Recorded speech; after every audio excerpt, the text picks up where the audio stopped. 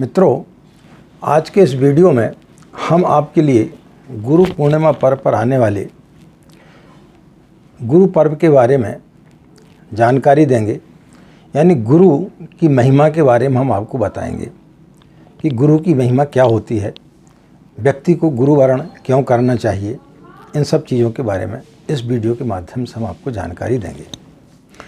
राधे राधे, जय श्री कृष्णा, नमस्कार। मैं आचार्य पंडित गिरीश बारोलिया। गायत्री महामंत्र।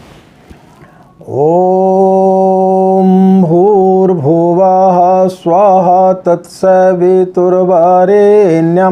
भर्गो देवस्य धीमहि धियो यो नः प्रचोदयात्। अखण्डमण्डलाकारं व्याप्तं येन चराचरं तत्पदं दर्शितं येन तस्मै श्री गुरवे नमः। तस्मै श्री गुरवे नमः। मित्रों, गुरु का जो पर्व है वो पूर्णिमा के दिन ही क्यों मनाया जाता है। ऐसे तो शास्त्रों में लिखा हुआ है कि गुरु पूर्णिमा के दिन जो है वेद व्यास ऋषि का जो है जन्म दिवस मनाया जाता है, जन्मोत्सव मनाया जाता है।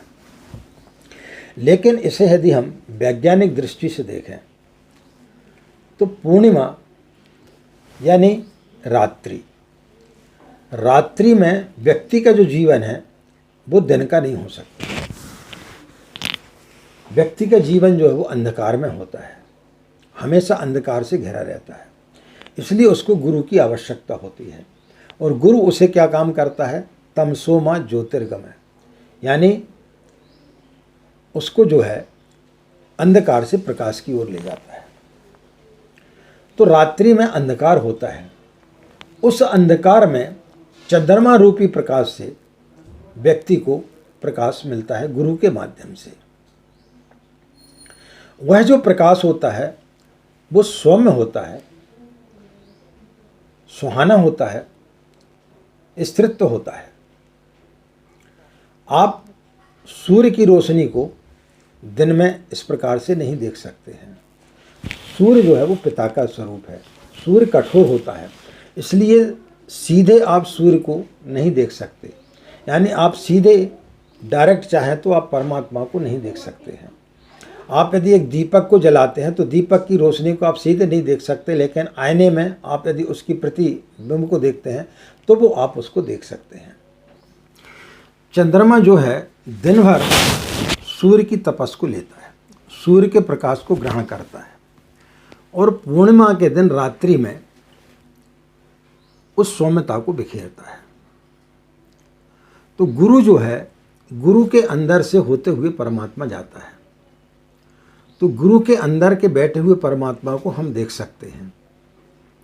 सीधे परमात्मा को यदि आप देखना चाहें तो नहीं देख सकते। बगैर गुरु के आप परमात्मा के पास तक नहीं पहुंच सकते।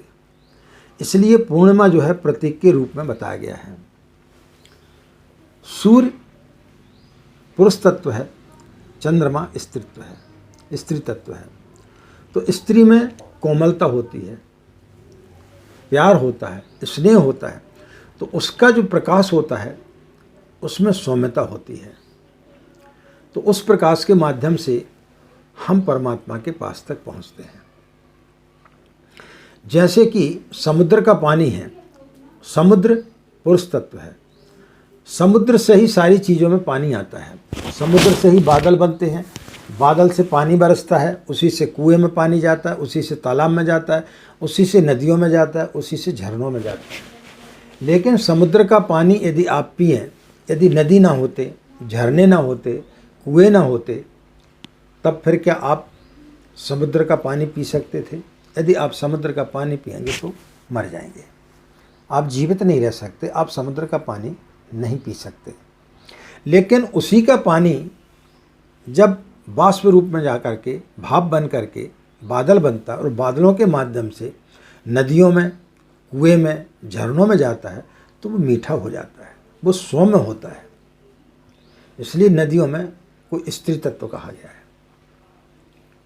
उनमें कोमलता होती है, उनमें सरलता होती है, उनमें सहजता होती है। तो उसको हम जो है, उस जल को हम पी सकते हैं। तो इसी प्रकार से गुरु के अंदर जो है वो परमात्मा सरल होता है, वो चंद्रमा के समान उसके अंदर प्रवेश करके आता है। जिस प्रकार से कि हम चंद्रमा को के प्रकाश को नंगी आंखों से भली प्रकार देख सकते हैं और उसका आनंद ले सकते हैं, इसी प्रकार से गुरु के अंदर से जाते हुए गुरु के अंदर जो है वो ईश्वर का प्रकाश आता है चंद्रमा की भांति। तो वो हमें अंधकार से प्रकाश की ओर ले जाता है, उस प्रकाश की ओर जहाँ की परमात्मा विराजमान है।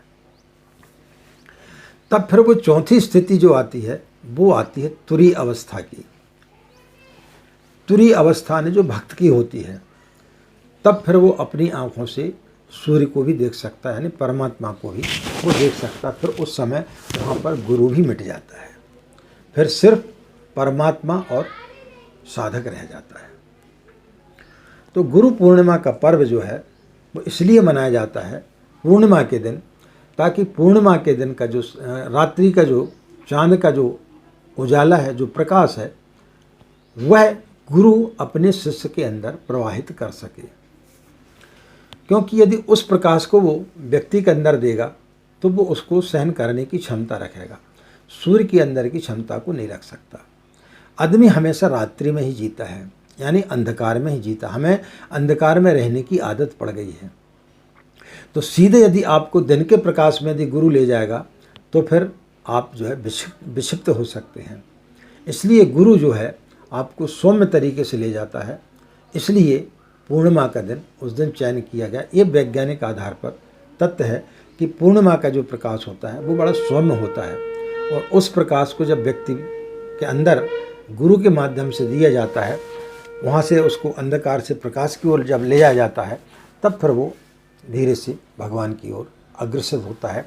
और जब उसका मैं खत्म हो जाता है, अहंकार खत्म हो जाता है, तब फिर वो तुरीय अवस्था में जब आ जाता है, तब फिर वो परब्रह्म परमात्मा को प्राप्त कर सकता है।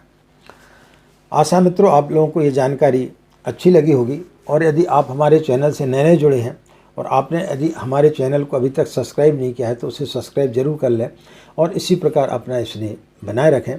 वीडियो पसंद आने पर ज़्यादा से ज़्यादा अपने इष्ट मित्रों को शेयर करना न भूलें। इन्हीं कामनाओं के साथ में कि आपका दिन मंगलमय हो, आप लोग खुश रहें, मस्त रहें, माँ गायत्री की असीम कृपा इसी प्रकार आप लोग पर बनी रहे। आज इतना ही, हमें आज्ञा दें। नमस्कार, ओम शांति।